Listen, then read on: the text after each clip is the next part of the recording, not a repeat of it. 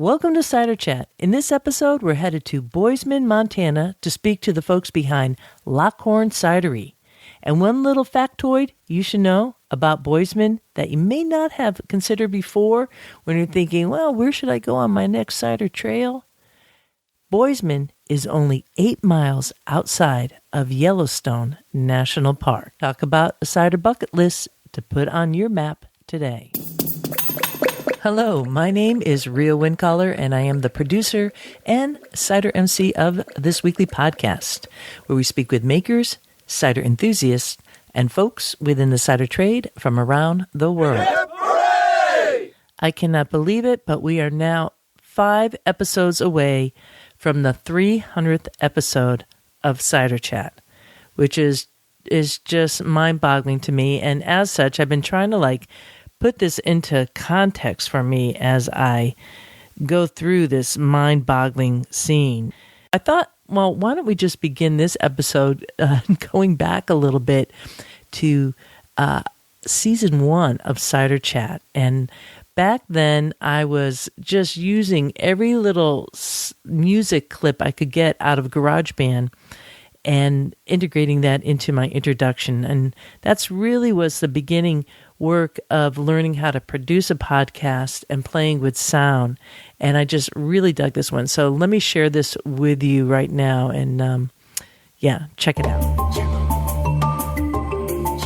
Hi, this is Nat West of Reverend Nat's Hard Cider in Portland, Oregon. And you are listening to Cider Chat.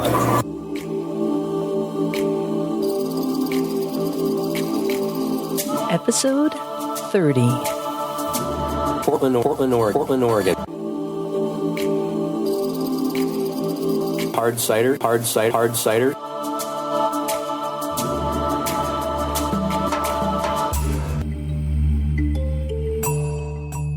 I recorded that intro back in 2016 on my way to CiderCon. It was being held in the city, and I must say that little intro has been living rent-free in my brain ever since. It's just something about it, the music probably, and that's been really important to me all along, all these years later.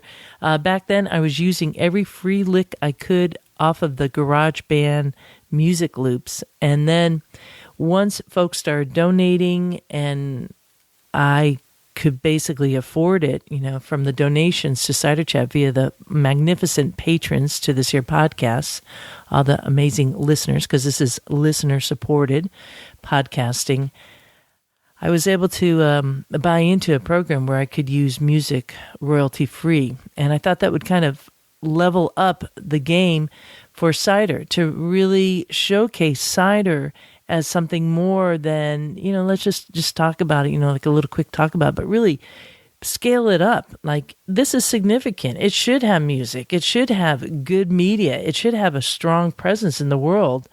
And if nobody else is doing it, then shoot, I'm going to do that, because why not? I feel it's an emotional experience when you taste something, you pair cider with food, that impacts me. That creates a memory that is long lasting. And then I tell people, I tell my family, I tell my friends, and I want to share that.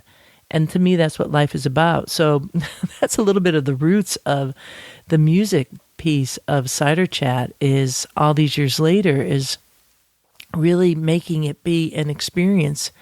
Your time here with me now, I know that's precious, and I won't deny you nor deny myself of our precious time. So we are on a voyage, aren't we? Yeah, and it's a good one, filled with lots of cider. All right, I'll be right back. It is now my pleasure to talk about the Northwest Cider Club, which is sponsoring this here podcast. In this last quarter of 2021, they are featuring Big Sky Ciders. That's from the states of Idaho and Montana, with one special cider from Bozeman Cider in Oregon, and you'll be hearing about that at a later episode. But suffice to say, Christine Walters brought in McIntosh from Montana. Anywho, let's go over to Glenn Deal of Lockhorn Cider, who you'll be hearing from very shortly, with he and his wife Anna Deal, who are the folks behind Lockhorn Cidery, as he shares with us a little bit about the 2 ciders that you would get in the Discover Box. we've included 2 ciders. The one cider is the Foresight Bittersweet. It's delicately blended with bittersweet apples.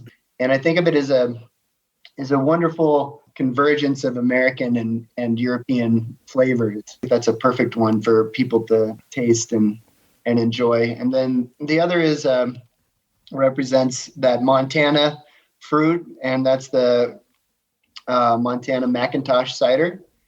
And so 100% heirloom grown McIntosh apples, reds and blacks from the Bitterroot Valley. We feel really fortunate to be able to get our hands on these Montana grown fruits because they're very rare and they're hard to get a hold of.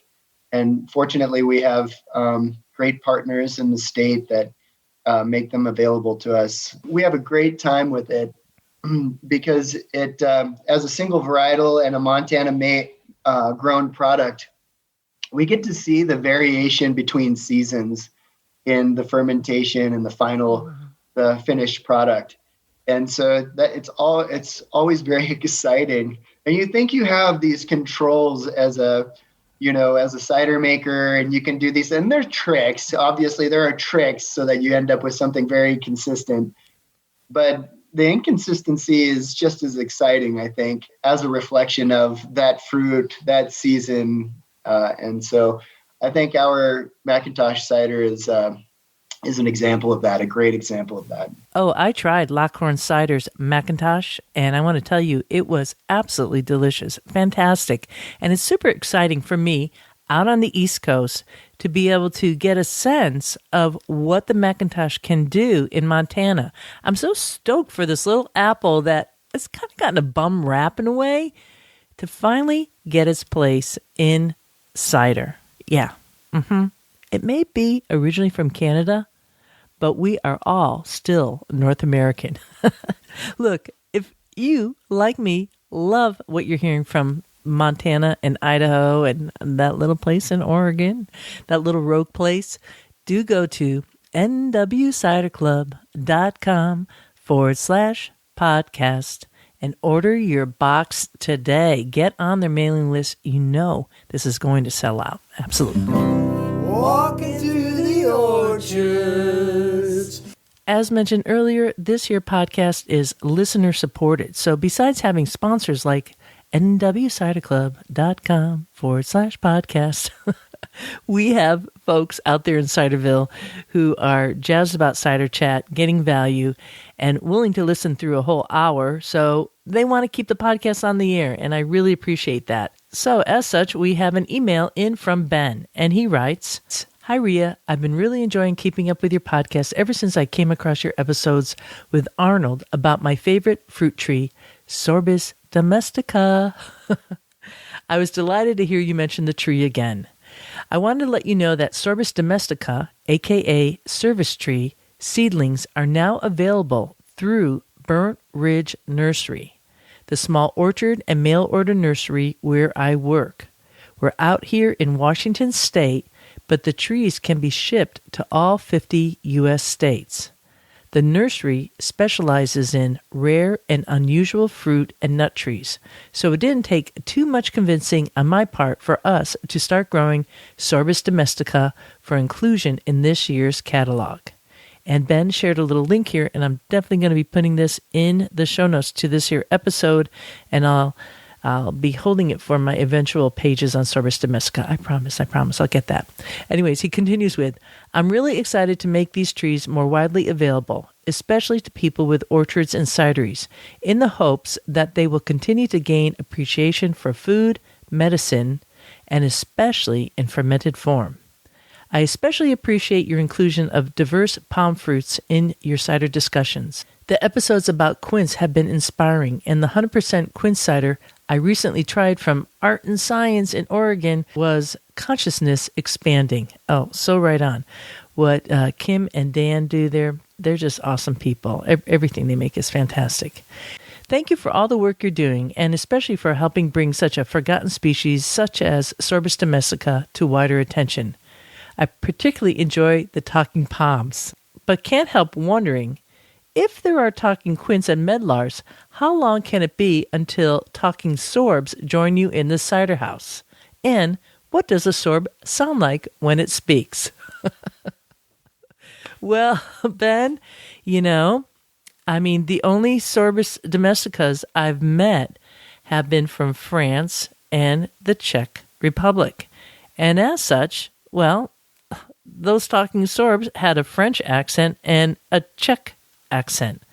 And I'm sure eventually they will get on the podcast one way or another. But, they like to socially distance, and our cider house is a little... it's a little packed. Truthfully, each palm has, their own special accent, if you will, because, you have a peri pear, but there's all different kinds of peri pears, and we haven't even yet to explore all the different qualities of being, shall we say. Obviously, I could go on and on about the talking palms. Rhea? Yes, Mr. Quince. We could make room for a Sorbus domestica. I know, Mr. Quince, but when I say they socially distance, it's not because of COVID. It's just that they're known to have, the desire to have a lot of space between them and other trees. You know that, right? Indeed we do, Rhea. We have all been taking care of the Sorbus domestica seedlings with the hopes of putting them in the orchard next year. You're absolutely right, Peri Pear. You all have been doing a tremendous job with the little baby Sorbus domesticas. And I'm not a palm, so you are the experts on this, and I know when the time comes, you will invite a Sorbus domestica in, and we'll have a conversation. So I look forward to that. Indeed, Rhea, indeed. Shall we move on? Yes, Mr. Quince, that'd be lovely. And I just want to once again say thank you to Ben. Thank you for the work that you do with trees and certainly the Sorbus domestica and becoming a patron of Cider Chat. And to everyone else out there in Ciderville, if you find value in this podcast, well, we would welcome you at the Cider Chat Patreon page or just hit the donate button at ciderchat.com. And I'll tell you, those talking palms, they really get their little stems up there, don't they? We can hear you, Rhea. I know, Peri Pear. I'm only joking. Indeed. Anyways, look, we're now going to go to Lockhorn Cidery, which is based out in Bozeman, Montana. And we're going to be hearing from both Glenn Deal and Anna Deal, the founders and owners of this wonderful little cidery. And I really want to recommend that you check out their website. I thought it was absolutely lovely, and it gives an essence of what you could expect in the product. When you go to a website and it really tells you the flavor of what's happening there, they really deliver. And the cool thing about their cidery, well, there's a lot of cool things, and you're going to hear about that, but they have a green roof on top of the cidery. So they're incorporating a lot of elements to the experience, if you will. They have a small production room that is behind the main tasting rooms, and then they have a canning system up on the second floor, and it just worked that way. They elevate the cans up or the juice up and can it up there, and somehow they pull it all together. And I'm sure not too far in the distant future we'll be hearing how they're expanding. But in the meanwhile, let's all grab a glass and head to this chat with Anna and Glenn Deal of Lockhorn Cider as they tell us a little bit about their backstory and getting into this trade. Well,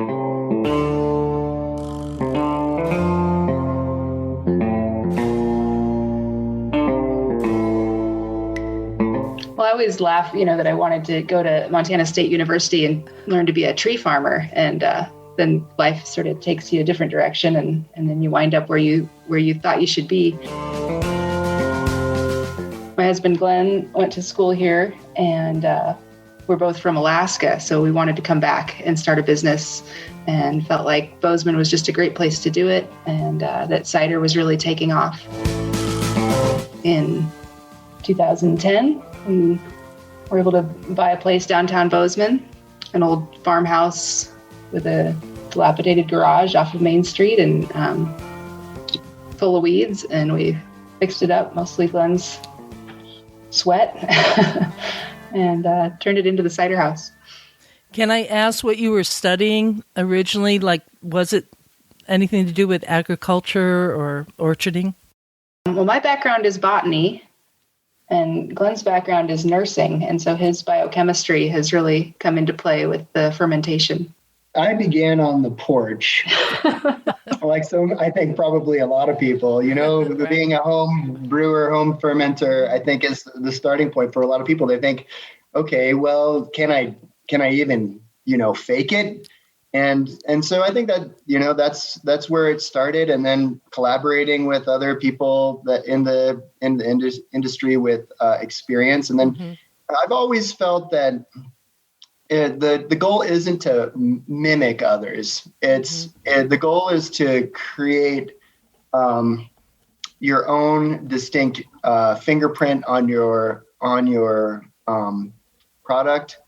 And so at the same time as gathering information and seeing how other people do it, for myself, I applied my experience, as you, I don't know if you view these things this specific way, but with cider, it's a lot like a wound, or in the sense of infection control and growing, creating an incubator that grows or heals the way you want to. So applying some of those, in hospital practices to cider production translated beautifully for me. And that's unique, and it also gives me a certain level of confidence that I think a lot of people don't have in their process. And there's a tendency, I think, with most people, and this can be applied to a lot of different disciplines, but to overtreat rather than undertreat.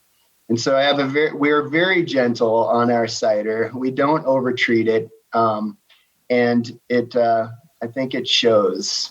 We're not manipulating it too much. So you're from Alaska. What part of Alaska? Palmer, Alaska, which is kind of the agricultural hub of Alaska. We're famous for growing giant cabbages and growing with short growing seasons, long daylight. So Montana is in many ways similar with the cold weather, but there's a lot of, I'd say, even additional challenges growing here. Agriculture, this type of agriculture, fruit farming, is particularly difficult on the east side of the Rockies, because the west side of the Rockies in Montana is more temperate. So what's the range of temperatures, and what particular zone are you in? I believe we're in Zone 3. Zone 3. Yep. Our orchard is located at a mile high, so we'll get frosts in June and frosts in September, and 90 degrees in the summer. The sun's very intense. The wind is intense. So it's a real challenging growing environment, but it makes for some really tortured little fruits that have a lot of character and flavor. Yeah. We enjoy what they commonly refer to as great northerners, right?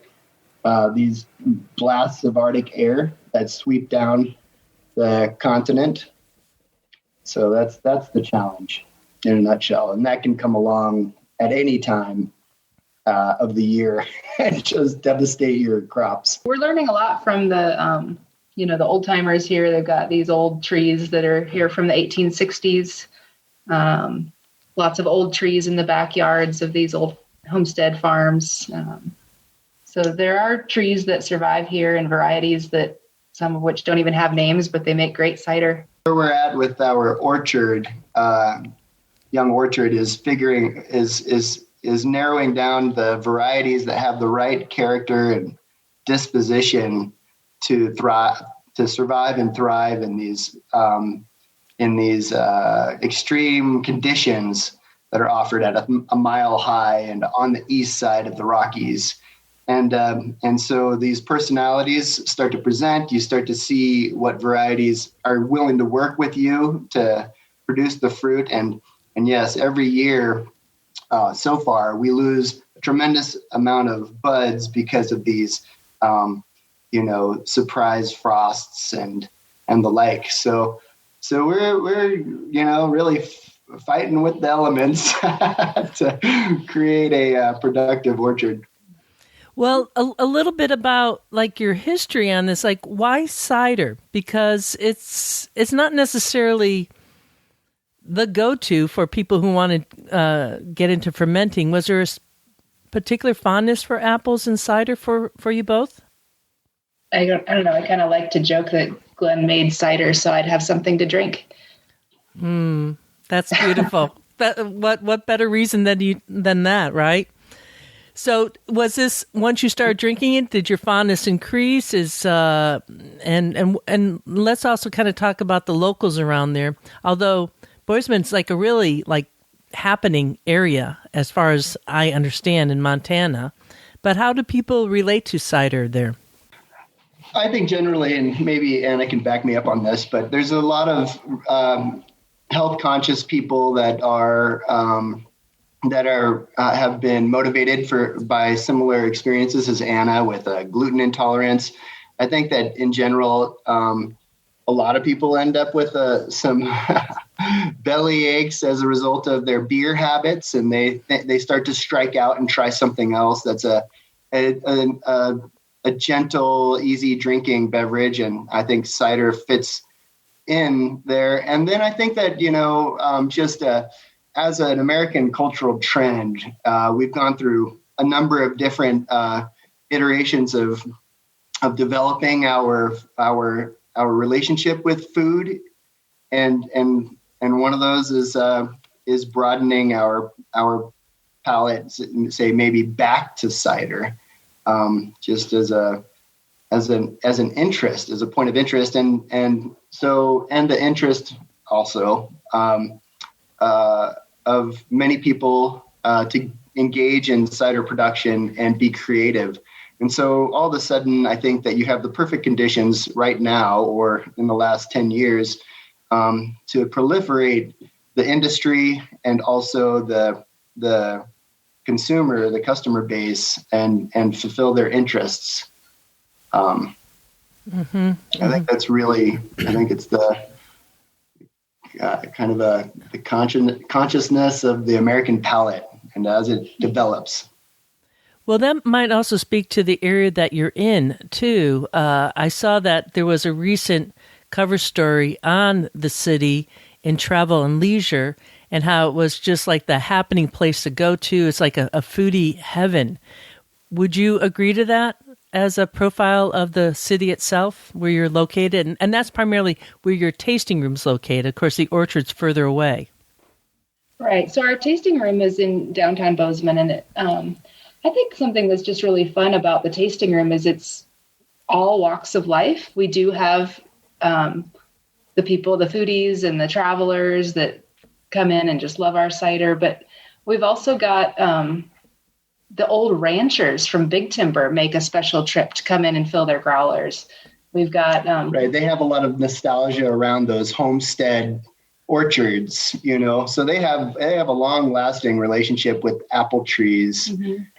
I think you were asking about Bozeman in general in terms of the maybe the interest in food. And I think that that's true on a micro scale, because Bozeman's not really all that big. And in specific ways, but I think in general, there are a lot of people that are interested in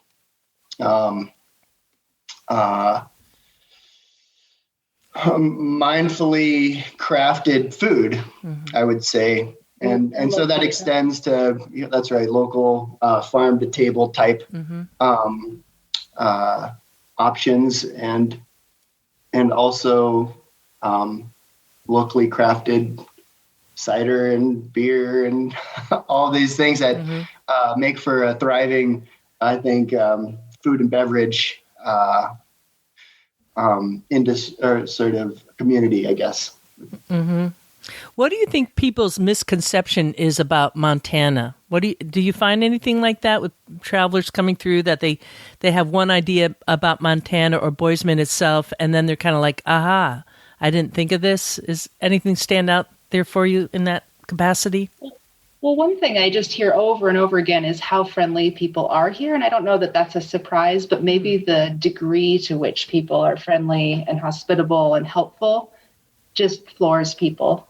I hear that over and over again. That's lovely. Who doesn't want to hear that over and over again? That's perfect. If I stepped out of your tasting room, do I see buildings and then mountains on the other side of it? You know, like when you're in Alaska, that's what you see, right? Or I'm not sure the area you were from, but what is like a visual that we would see coming out of the tasting room? Yeah, so if you stepped out of the tasting room, you'd first see our perennial wildflower garden and apple trees that we planted on the boulevard, which was a lovely replacement to the pile of weeds that were there before. Wow. And then beyond that, you'd see the old granary silo where the railroad used to come through and pick up wheat, I believe. And then beyond that, you'd see the Bridgers, the skyline of the Bridgers, and the big M on the mountain for Montana State University. And rolling hills of wheat. It's a beautiful setting. But we are just right there off of Main Street, right at the end of Main Street. So it's nestled between the Gallatin Mountains and the Bridger Mountains. Beautiful. Wow. And what's the elevation of those mountains?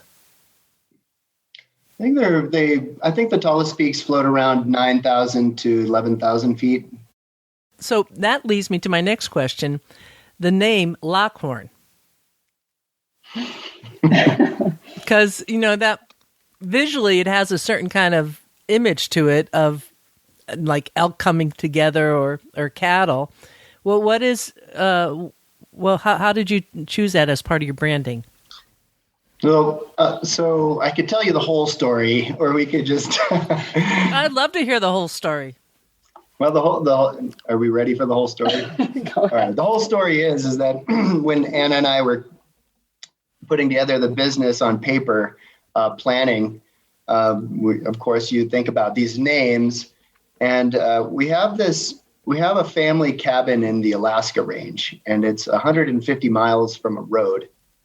And it was in the winter, and I decided to fly out there. I invited a friend, and I decided, en route to fly through the Kichatna Spires. And the Kichatna Spires, you should Google them or however else you maybe DuckDuckGo them. and they're probably one of the most beautiful, or if not the most beautiful mountain range in North America. So these 4,000 foot granite spires, and we're flying the little ragwing plane through them. And then we dropped in, we had to get under the clouds to get to the cabin in these smaller foothills. And there was a big pressure gradient, which led to a whole lot of wind. So I spent the next 20 minutes controlling the pitch and power of this small bush plane, trying to keep the wings from being torn off or being pushed into the trees or into the mountainside. And we made it safe and sound to the lake and landed on that beautiful smooth snow and opened up the cabin, mixed the Manhattan, and sat on the porch. And I've always had I have this long history of adventuring and near catastrophe, because that's what comes with the territory, right? Entering the unknown. Right. And so I'm sitting on the porch, and usually, you don't reflect on these things. They're just part of the routine if you are interested in the unknown and going out there and taking a look. So I'm sitting there, I think, man, this is a great, I've never done this before. I'm going to, introspect on this. And it came to me, I realized that I just survived this thing that could have destroyed me and my friend. And I looked up in the eave, and we have these two bull moose that we found in the tundra that had gone through the rut, but had been stuck together. Their horns had stuck together while they were sparring, and of course that led to both of their ends. And so they're hanging there in the eave, and I thought, life is like this. It's this triumph and tragedy where you can't predict the outcome of your decisions. You make these decisions and you just get swept along the currents of life. And where you are deposited is just totally unpredictable. And so I thought, these two moose were a perfect example of this. And so I thought Lockhorn was a great metaphor for taking these steps into the unknown and the adventure of life. Wow. And then on the other hand, I think of the two animals as representing the same being, because in a sense they represent the duality of man and his inner struggle, so to speak. And so the two animals come together and they look at each other and they meet their fate together as one. So to me, it was very poetic. Yeah. Wow. That's something for me to contemplate today, I tell you. You got the longer version. I appreciate it. Thank you for sharing. And it makes total sense. And what a beautiful imagery. Thank you so much for sharing that. Yeah, it also epitomizes the West, the frontier, the animals that we all love and enjoy. As naturalists, we spend a lot of time in nature, and we've also, Anna reminded me that we have those two bowl hung in the tasting room, as a centerpiece. So we're to get them apart, loaded into two different bush planes, get them down here, then put them back together where they were locked. Wow. And out on the wall. So it was an adventure. That's quite a trial, actually, because antlers, they shrink when they dry out. And so they were even more bound, after these ages of drying. So often you see these bulls travel around in pairs, and then come rutting season, they start to spar. Particularly when they're about the same size. Mm-hmm. So they'll be of the same generation, and they may even be twins. And they'll spend their entire life throughout the winter fighting off the wolves, surviving together just to be destroyed by each other. And it really is sad, but it is life, and that's what makes life also beautiful, is the unknown. Mm-hmm. And I think you're right on where, that secondary piece of becoming one being, which kind of relates back to the cider, doesn't it? You could have this like blend of all these different properties, the people, all the hands that touched it, and maybe, different trees that contributed to that one cider. And then it all comes down to, in that glass or in that bottle, you create this like perfect blend and unity of all those properties to, make a magical drink. Well, it sort of feeds into, I guess, what our slogan is the apple's instinct untamed. And it just kind of reflects on that potential that's within the apple, that if you just allow it to do what it does naturally, it ferments into this beautiful cider and to express itself. And of course, that's also just a metaphor for ourselves and the potential within each of us if we can just let it blossom and fruit and ferment. I guess a little bit of patience. Yeah, that's right. Yeah. Let's go back to your orchard now. What's the distance between that, and can you give us a little idea of the orchard itself? What kind of soil you're working with, and some of the varieties of trees that you have there? So the orchard is about 25 minutes north of Bozeman. It's at the base of the Bridger Mountains, right under Ross Peak. And it's an old farming community. So it's got beautiful topsoil. I mean, it's probably settled in 8 to 10 feet of beautiful black gold topsoil. Wow. Settled in the 1860s. Wow. Actually predates Bozeman. But the winds just howl out of there. So we do get some really severe winds. It's a beautiful location. Huh. So you must be tying down your trees then with that, or are these older trees? I think from some of the photos I saw, they were young, but what's the age? They're young. Mm-hmm. Yeah, so we began planting them 4 years ago with 3-year-old rootstock.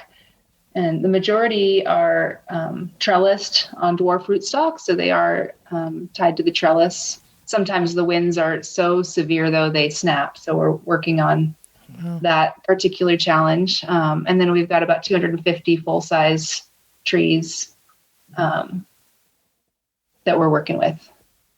So currently, is most of your cider being made from sourced apples and juice at this point? Yes. The vast majority are coming from Washington. Okay. And then we focus on pulling in some Montana fruit products, and of which we craft a Montana McIntosh cider from Heirloom McIntosh. And then we also craft a flathead cherry, and the flathead cherries are very, very, popular in Montana. It's kind of one of the most well-known, I think it's the most well-known Montana fruit product. Can you give us a little idea of what that cherry tastes like? Well, I think that they're a delicious eating, fresh eating cherry. Mm-hmm. And so I'd say that they're wonderfully sweet. I'd say that they're also a bit tart. And I'd say that they're, moderately complex in terms of tannin and in the skin. Mm-hmm. Mm-hmm. But they're delicious. And I do think that they're a little bit a more robust flavor than something like a Rainier. Right. Mm-hmm. People who are familiar with flathead cherries can taste that distinct flavor. It's maybe a little bit more of a wine note to it. Nice. They have a very deep purple flesh. Mm-hmm. Mm-hmm. Yeah, I have had some, so I was just kind of wondering what the locals, how you would describe it, and they're beautiful cherries. And so you're fermenting those into like a base juice? We are. That's right. We're fermenting it into a base juice and then blending, and we've come up with a recipe that people respond to, and so that's where we're at with the seasonal flathead cherry. Do you have a flagship cider? Do you know what I mean by that? One that everybody's like, oh, I got to always have this one. Or does it change? I know it could change by season. Well, interestingly, and this is, this speaks to responding to the customers. Mm-hmm. We craft a small batch cider every 2 weeks. And we've been doing this for maybe 4 years. And we've become really honed in and organized about it over the last 2 to 3 years. And so every 2 weeks, we just have a knock it out of the park blend or specific, fruit cider. And one that just the customer base responded to wildly is this grapefruit and mint blend cider. And so I'd say that, we're proud of all of our ciders, but the one cider that I would, based on your description of a flag, that would meet that description would be this grapefruit mint. People just love it. And it's so refreshing, and it just meets, it really, really fits that summertime on the river. Fishing on the river is very popular in Montana. Mm-hmm. And, but I think that it also is a delight all 4 seasons. So I think that's I'd say that's the most popular. It just is wildly successful. Isn't that something? Isn't that something? Like grapefruit and mint with the apple, and it's almost like you can't make up that stuff, but yet you did. And here it is, Well, and you go through the whole process of using fresh mint, and, you can taste the quality, and people respond to it. We craft another popular one. It's like a cider mint mojito. And I think those backyard mint leaves go to the smaller batches more frequently to the grapefruit mint, and that's because it's a high volume demand, production, and large volume for us. This is all relative. Right. And you also have food at the cidery too. Yeah, we have like we said, a very small space and a very small gluten-free dedicated kitchen where we do cheese and salami boards with locally crafted cheeses and salamis as much as we can. We make our own hummus and pickles. And Bozeman is very fortunate for all these young entrepreneurs that have an interest in traditional food and food production, and included in that is, charcuterie.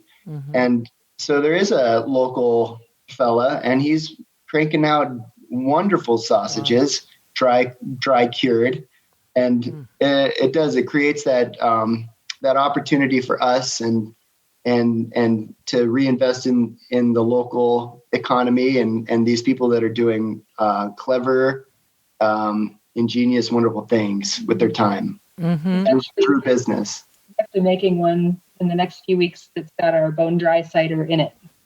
So that'll be really fun to see how that turns out. Wow, into the actual the sausage. The dry cured salami. Wow, wow, fantastic. Because Montana is a big cattle area. So is that true? Right? It is. Okay. So charcuterie just absolutely makes sense. I mean, again, you can't get much more local than that. Fantastic. Right. And it really is fun to work. So many businesses work together, and it just kind of goes back to that whole keep it local, keep the change kind of mentality. So you have this really popular cider with the grapefruit mint profile. How would you define your cidery overall? Is it a modern cidery? If you're sourcing juice right now from out of state, and yet you have the ambient, yeast kind of always working along with your scene. So there's that element of Montana, no doubt. Is it modern with a mix of more heirloom? I'd say we lean. And really, this is a function of the business where it stands today. So earlier you were going to ask about barrel aged. We've dabbled in barrel, but we haven't really committed a lot of energy to it because we just don't have the space. And so, I think the question you're asking is a tough one because given more space as we grow, we'll put more effort into traditional, European style cider production. But right now, threading that needle with the American palate is more important. So it's important to set the hook with the customer and provide them what they expect and what they want from a cider. And we have a limit there, actually, because as you know, I think what I widely hear is that the American palate responds to sweet ciders. Well, we've drawn a very absolute line in the sand in terms of residual sugar, and we've branded ourselves as a dry cider. And even the sweeter ciders that we do produce, I think, land on the dry spectrum. So it's an interesting thing, but in that respect. But to answer that broader question, we look forward to developing more of our traditional cider offering into the future. Yeah. Well, you're the only cidery in Bozeman currently, right? So there must be a level of education that you are constantly doing with new folks coming in the door. Is that true? Yeah, we've always got people coming in who've never tried cider before. And so the question becomes, well, do you tend to like the more dry or the more sweet? And here, try this. And then you kind of narrow into what their palate likes. And fortunately, we've got 12 to 14 ciders on tap at any given time. So we can kind of narrow in to what people like. Just this clean, crisp, not overly sweet style. It's just apples and yeast. We don't add any sugars. We don't add any sulfites or chemical stabilizers. And people can really taste that. They respond to it, and they come back and say, gosh, I can actually drink this and feel okay the next day. Sort of what we thought would be our flagship cider is actually called our bone dry cider. And so that is. And it is. Completely it's the dry. second. It's the second most popular cider. So our bone dry is the second most popular. Yeah. And then even what we call kind of a semi-sweet, I would still say is a semi-dry. I don't know that we have any that are. So and when we say dry, we're referring not to the sense on the palate. We're referring strictly to residual sugar. Right. So we're fermenting completely dry, and as you know, depending on your choices of yeast and your fermentation style, you can kind of preserve some of those sweet notes without having residual sugar. And so the yeast that we use, I think, a primary yeast we use, I think really does a great job of preserving fruit forward notes and the sense of sweetness.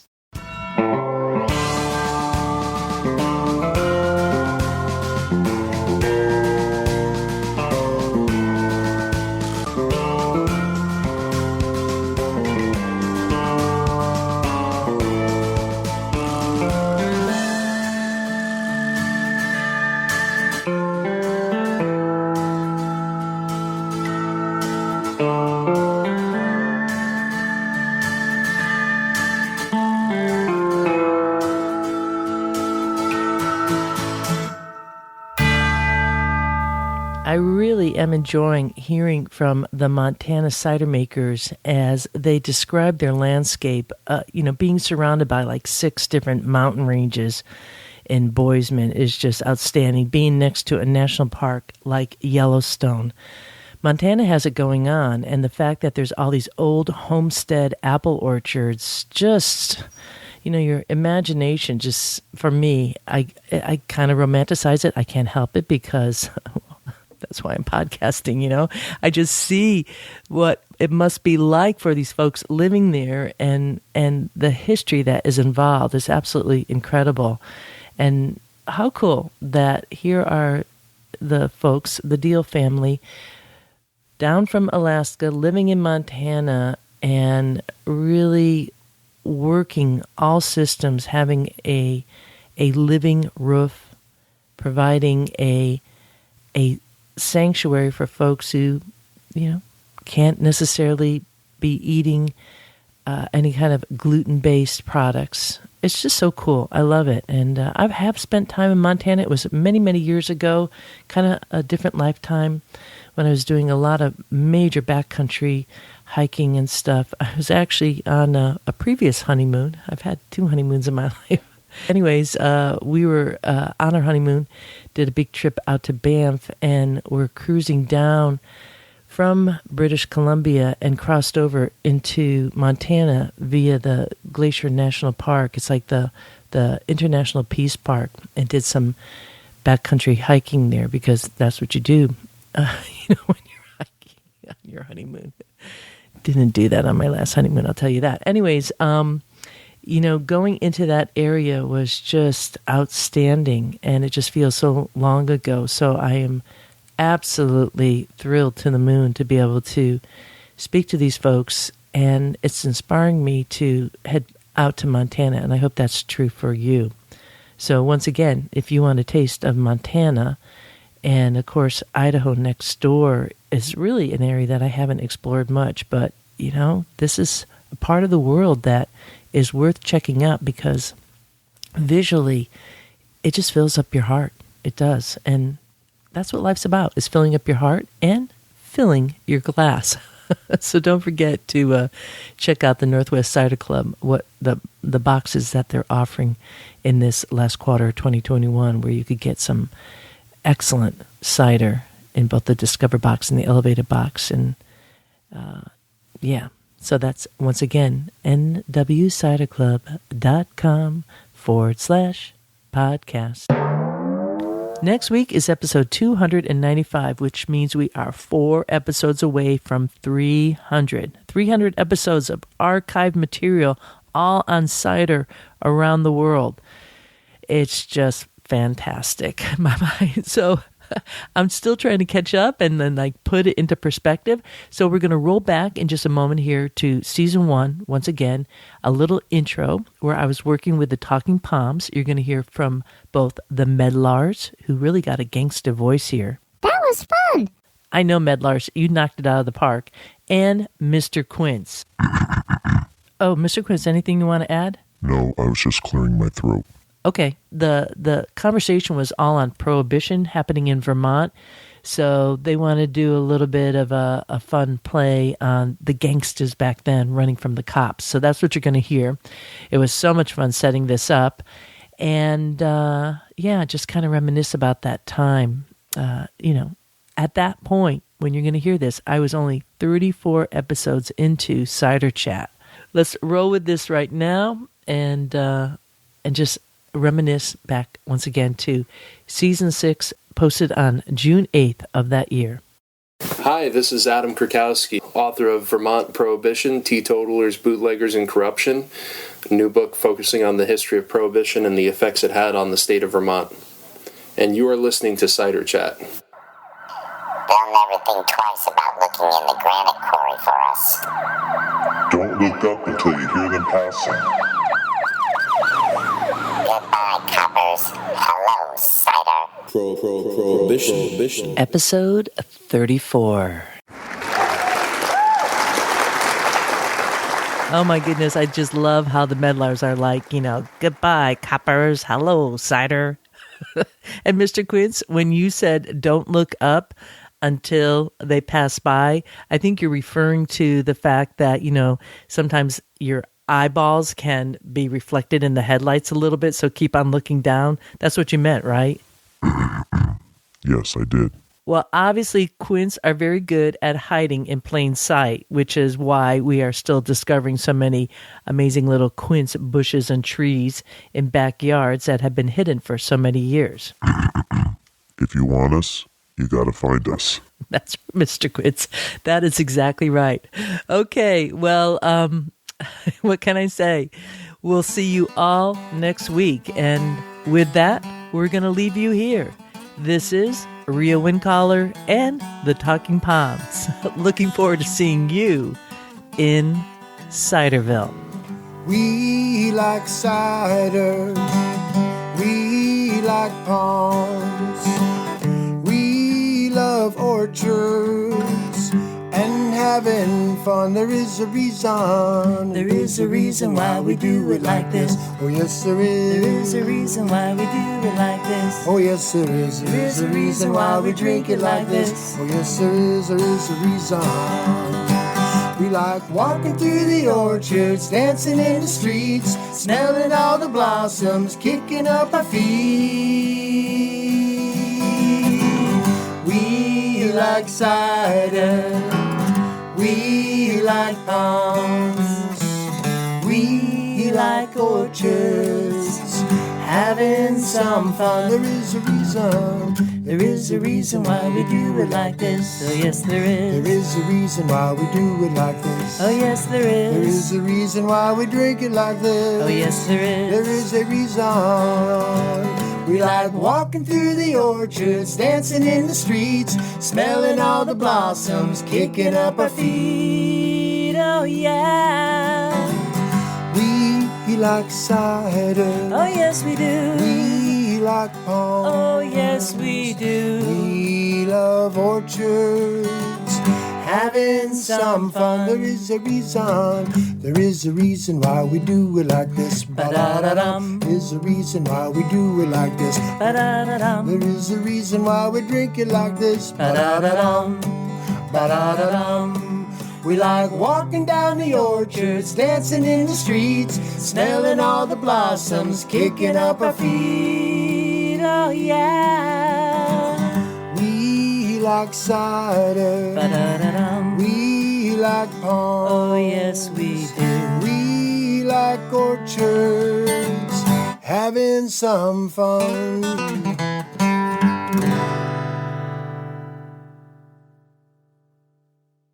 Yeehaw!